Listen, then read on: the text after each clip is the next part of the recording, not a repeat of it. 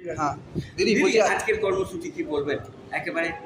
হ্যাঁ, দেখো আমি সাংসদ হওয়ার পরে এটা আমার একটা যেটা বলতে পারো একটা ভালো কাজের সাথে শুরু করলাম আমি। প্রায় 1 বছর হতে চললো। এখন সেটাই দেখলে ভাবলে মনে হয় যে আগের বছর ঠিক এই সময়ে আমাদের প্রচার চলছিল, দিন রাত প্রচারে ব্যস্ত থাকতাম। প্রায় 1টা বছর হয়ে গেল। তো আমি সবসময় চেয়েছিলাম যে স্বাস্থ্য নিয়ে একটুখানি বেশি সজাগ থাকবো এবং সেই অনুযায়ী কাজ করব।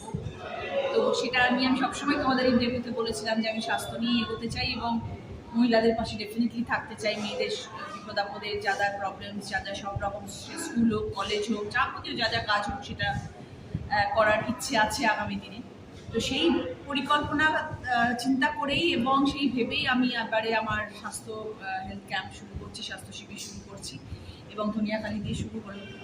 কারণ ধনিয়াখালি আমার খুব কাছে নিজের এবং ধনিয়াখালির অবদান অনেক আমার আজ সাংসদ হওয়ার পেছনে। অসীমা পাত্র আমাদের বিধায়ক মহাশয়ার অবদান অনেক আমাকে আজকে এই সাংসদ জায়গায় পৌঁছানোর জন্য। আমি চিরকৃতজ্ঞ সেই জন্যই ধনিয়াখালী মানুষের কাছে তথা আমাদের খুব প্রিয় অসীমাদির কাছে।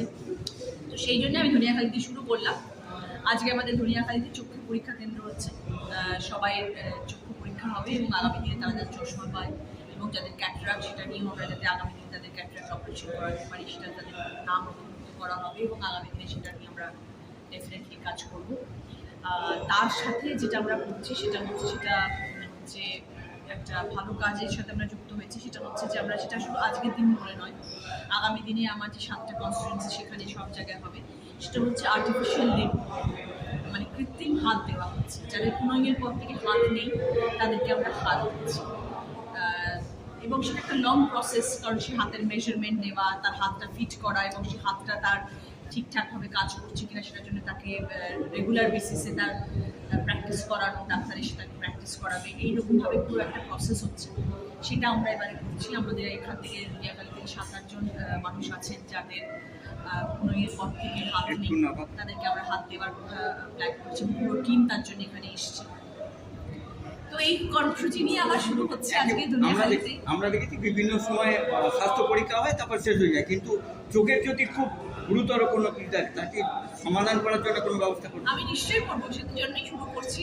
শুধু টেস্ট করে ছেড়ে দিলে হবে না, তারপরে তাদের যা যা প্রবলেম সেগুলো যাতে তারা কোনো রকমভাবে উপশম পেতে পারে সেটার জন্য আমরা চেষ্টা করছি, সেটাও করবো। এবং তার সাথে আমরা হাত দিচ্ছি, সেটাও আমাদের একটা কাজ। এবং আজকে একটু বাইরের যা অবস্থা দেখছি সেটা রোদকে, মানে রোদটা আশা করেছিলাম, সেই রোদটা এখন কমে গিয়ে ঝড় বৃষ্টির একটা আবহাওয়া এসে গেছে।